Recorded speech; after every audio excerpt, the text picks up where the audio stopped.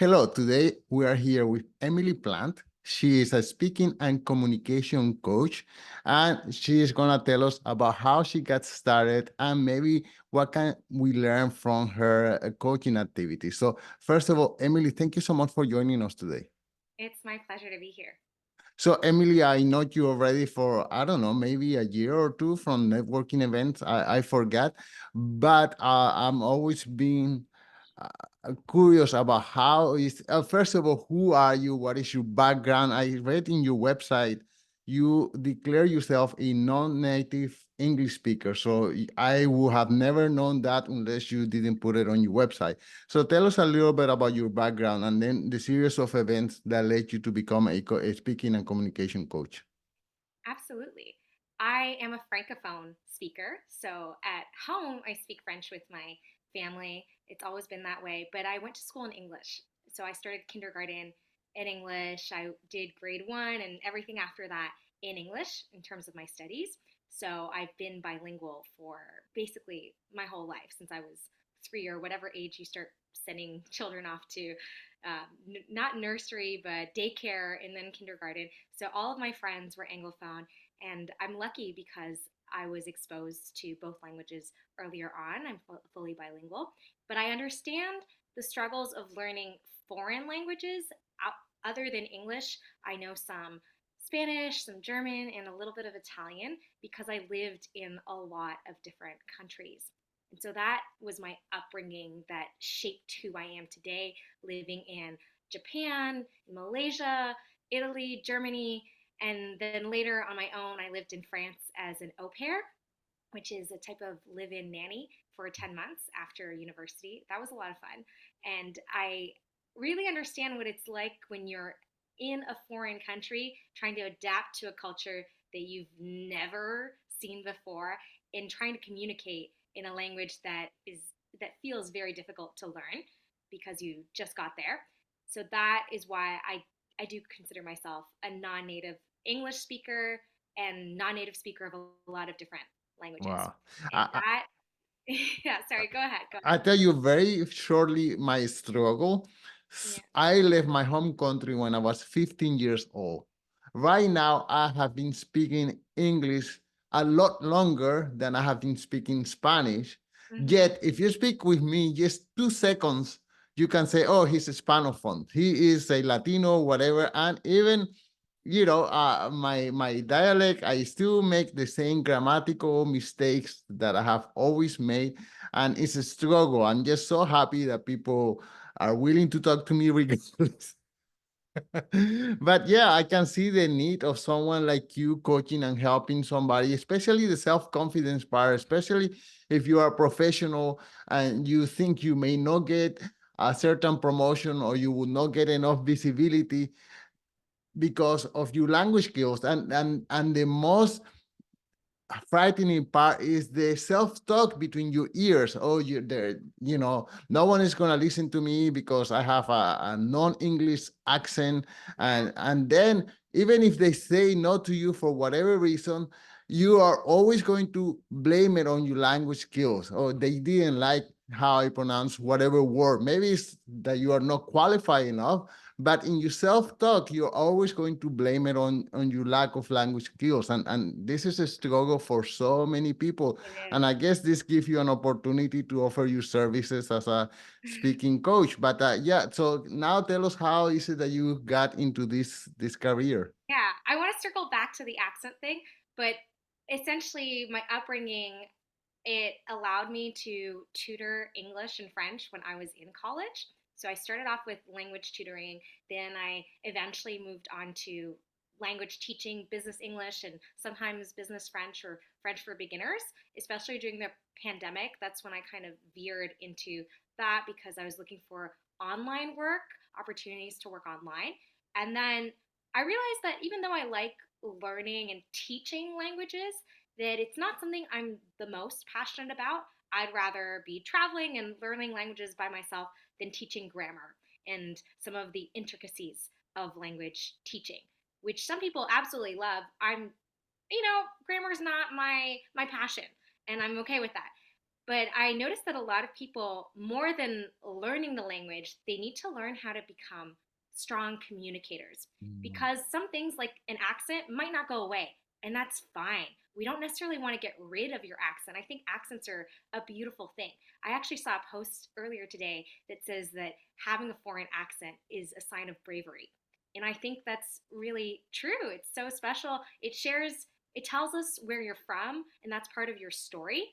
And the sooner you can learn to embrace that and figure out a way for it to be a positive quality instead of something that's holding you back. Because, of course, people will have biases. They'll think, oh, you're a German speaker, you're Italian.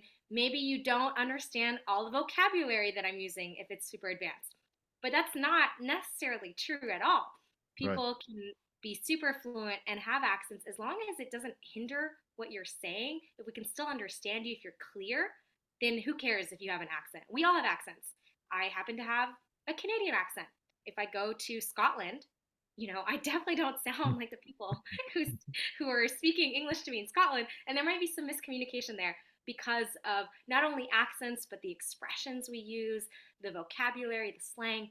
It's so different. It's like a French speaker from France versus a Quebecois speaker. Very different. Right. And we know this. We experience this a lot in Montreal where there's a bit of a clash sometimes, or people, they use different words, and that's fine. It's part of what makes the world a beautiful place, all these different cultures intermingling together. And so if you can find a way to be clear, understood, confident, then no one's going to care where your accent is from. So You know, self confidence is part of it for sure. I agree with you 100%, but to to agree with you, it has taken me years. It's not like, Yeah. oh, no one's gonna care, and because Emily Plant says no one cares as long No, as that's true. as long as I communicate and get my message across, I shouldn't care. But no, that self-talk stays in your subconscious for years until you finally realize, yes, no one really cares. But it's not like because I have the opportunity to speak to you and you tell me no one cares, that I'm just going to go to sleep happily and just Yeah. sleep with the self-confidence that Emily told me no one cares. It's a lot of mindset work. This is Yes. something I work on with my clients. Even the native speakers. You mentioned earlier how you might not feel competent. You could be a native speaker and feel that way. The language barrier is this huge added challenge that you need to overcome when you're a non native speaker. So I often work with non native speakers to help them overcome that barrier, that challenge, change their perspective. And it takes time. It's not something that happens overnight, like you said, but it can be accelerated. It doesn't have to necessarily take years. It really depends on who you were surrounded with, the kind of experiences you had. If people made fun of your accent, then it's going to take you longer to get Right. over that. Right. Just like when you're bullied in school, if you get made fun of different things, it takes longer to get over these things. And I would say just acknowledging that what you're already doing is amazing. Being able to communicate in another language in itself is an amazing feat. And giving yourself a pat on the back for working in a foreign language, if that's the case, and knowing that you can get better if you want to. You don't necessarily need to. I think more than the mindset, it is also a question of finding that, embracing what makes you you, and finding that authenticity where you can acknowledge that, yeah, I have an accent and I'm happy with that. I'm perfectly fine with that. Well, I think that, yeah, with go that ahead. thought, I like to endorse services like you because a newly arrived immigrant or maybe an Anglophone trying to work in English or a Francophone trying, I mean, an Anglophone trying to work on French or vice versa, may feel that insecurity and just having, although because you say so, it's not going to change a person's perspective overnight. Yes, having someone telling you, it plants the seed on your head that yes, it's okay to have an accent. It's okay not to have the whole complete vocabulary of this Yeah, industry. It will develop over time. But being told that by someone like you, it helps. It doesn't make the transformational change from one conversation to the other, but it's chipping away those insecurities. And well, that's why I am such a believer of the service that you are offering. But then now I like to know, how is it that you got into becoming a speaking coach? Yes, we veered a little bit off topic there. That was a lot to say. I originally I studied theater. I was pursuing an acting career. This is what I wanted when I was a kid, and then throughout middle, high school, and after that, when I was in college, I did a program at Dawson College for 3 years. Then I went to York University to study some devised or experimental theater. So I was really into theater, the performing arts. I loved becoming another person. And we actually did a lot of dialect work. So we explored how to do other accents authentically when we were different characters. And I really was interested in that. And sometimes that helps me when I'm coaching people because I'm doing the opposite, reverse engineering the dialect work that I did to help people. I would say not necessarily change their accent, but brush it up so that it is a bit clearer in certain situations because I like accents. I think they're awesome, as we've said. And so theater is something that I really liked. And then after that, I just wanted to travel because I'd love my upbringing around the world, being a third culture kid. It was really fun. And I wanted to get back into traveling because I hadn't really traveled when I was studying. And then when I was an au pair, that kind of led me to language teaching, like I mentioned. And then theater kind of put on the side. And then I was trying to find a way to maybe get back into theater, but with the pandemic it was really hard. So I think the pandemic just pushed me in a direction that I wasn't expecting. And that is when I was hired by this company in Toronto to coach people on their speaking skills. They were looking for people with theater experience, acting, people who had acted before, and possibly language teaching or other types of teaching experience. And I had both. So I was a perfect candidate for this role where they were contracting you to help people improve their speaking skills, their public speaking specifically. And I thought, this is really awesome. I never realized I could do this where I combine different skills that I like using. And I still do work for them today. They're really great. But at some point, I realized I wanted to get my own clients where I was doing language teaching part time. I was doing some other administrative work part time for a climbing gym because I like rock climbing. So I was always trying to do things that related to what I liked doing. I never wanted to do a 9 to 5. That was never what I envisioned for myself. I knew as an actor, you have different gigs, you land different roles, so it's your schedule is always going to be changing. And if you're a writer, because I liked creative writing, I studied that as well afterwards. I knew that that would be a freelance type of lifestyle where the work would change from year to year. And that's what I craved. I wanted that kind of adventure. And so it made sense to me to be my own boss. I really wanted to be a digital nomad. Long story short, is I wanted to be able to travel and do what I liked at the same time. And it seemed like coaching would be a way to do that because I can do it on Zoom like we are right now. And then I could be here in Bromont visiting my parents, or I could be in Montreal or in Ontario. The other week, I was working from my grandmother's. And earlier this year, I was in Mexico and Puerto Rico working from there. So that is the freedom that I craved. I wanted to be my own boss, create my own mythology, and take it from there. So in October 2022, that's when I randomly got a client just because I met someone at some event. It wasn't a networking event. It was like a party type thing, and they asked me what I did, and I told them all the different types of jobs that I had, and they thought the coaching was really cool, and could they get my services? I thought, why not? Yeah, I can coach you on the side. And so it happened randomly, but then I really enjoyed doing that, and I thought, well, if I can get a client when I'm not even trying at some party on the weekend when I'm not thinking about work at all, maybe I can put some effort and actually get my own clients. And so I started focusing on that in 2023. Wow, amazing. Well, I heard somewhere that in order to become a good speaker, all you have to do is become you, but level it up to 100. And if you become Okay, you, but more, I don't know, more you of that than what you are in regular life, then you will attract people who would like to listen to you. So I don't know if that's any true or not, but it's what? interesting. It's very interesting. I think as long as you stay authentic and true Yes, to who you are, then being the best version of you would make you a better speaker for sure. But I would also be wary of amplifying yourself where you become a bit more like a not a caricature but a persona, someone right, who's different, because people tend to do that where they separate who they are at home in their personal lives from their work.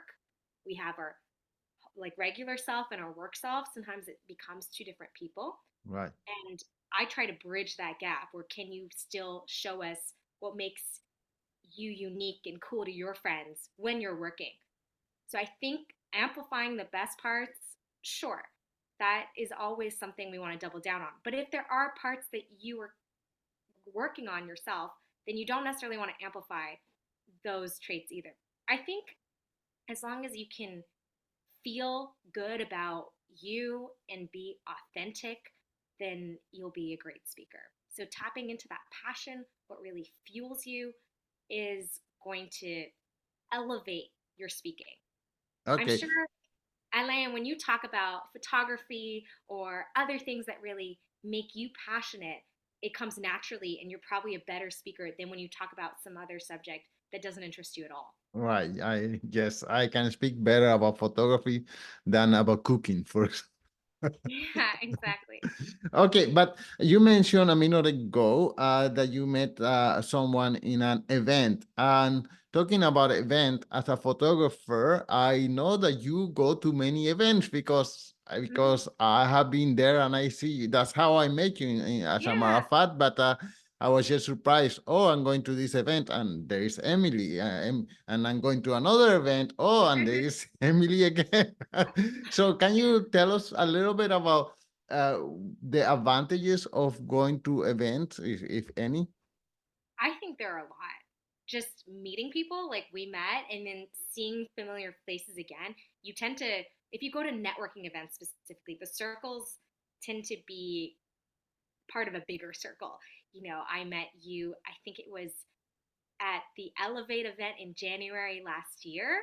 Or maybe no, maybe it wasn't that. It was probably Lynn's, I don't know I actually. think it was Lynn's Lynn's event, potluck. but Yeah, I'm not that sure. was only for women the first, because I only started networking events in January Right. in Okay. 2023. So I got on a roll. I really liked it and I wanted to attend more. And when you go to events and you connect with people, sometimes I tell them, hey, let me know if you're going to another event, or I'll let you know if I'm going to an interesting event. And that's how I stay informed about all the events, is by making the effort to send some links to people. Hey, this is cool. Why don't you check it out with me? That way, when you go to events with one familiar face or more, it does make you feel a little more at ease and comfortable. Of course, I go to these events to meet new people too, but it's nice to see people that I've already met and strengthen that bond, that connection that's already started. So I think that would be some advice, is to maybe try networking with a buddy, a networking wing woman or wingman, networking buddy. Right. That can make it feel less intimidating, because it's intimidating to everyone regardless of where you are in life, I think. I liked it because you can set certain goals when you go to events, whether that be making new connections, trying to find clients, or just or collaborations is another avenue that I really like, is that maybe I meet someone who has a complementary service to what I offer, and then we can partner together to create a stronger offer or something that is a win-win situation for both of us. Right. Or Okay. Well, appearing I, on I, someone's podcast, on their on being interviewed, that could be another opportunity. fantastic. Well, Emily, I am so happy. I see you growing and I see people gravitating towards you. I wonder what would be one piece of advice that you would give to someone who is considering starting a business on their own, whether it's coaching, whether it's, I don't know, selling internet products, whatever, what would you say to that person who is hesitating or thinking about it? I think they should try to do something that they love. I've always been of that do what you love what you do mentality. So, really picking something that you're really passionate about because there will be days when it's going to be hard. It's going to be really hard. We haven't really talked about that today, but there are so many discouraging days. And at least knowing that you're working towards something that fuels you, that you really care about, so it has to be aligned with your values, your bigger purpose.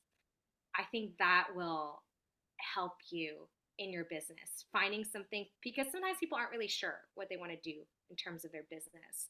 They have a lot of different ideas because you might have a lot of skills and talents, and then picking one or trying to focus on one at first can be challenging. So if you can find a way to combine what you love with something that is in demand that the world needs, because sometimes you love doing things that nobody really needs and then your business is going to be a lot harder Yes. to build. There's this thing called ikigai, but it's been westernized, so it's not the original. But if you look at ikigai, the four quadrants, there's what you what the world needs, what you love doing, what you're passionate about, what you can get paid at, and what you're good at. So if you find the intersection of those four, they call it your ikigai, but this has been a term that's been appropriated from the actual Japanese term. So it's not really ikigai, but it comes from, I think, a Spanish man invented this, but I don't remember his name.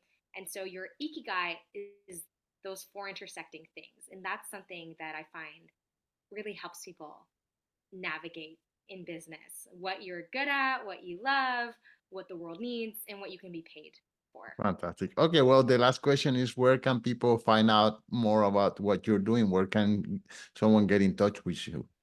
Yeah, they can get in touch with me on Instagram. My handle is at emilieplant.ca, so EMILIEPLANTE.ca. And then on LinkedIn, the LinkedIn URL dash Emilie and then hyphen plant, and then I think it's another forward slash. Yeah, I will put it in the show notes. Perfect. Emily, thank you so much for chatting with us. Yeah, it was my pleasure. Thank you for having me.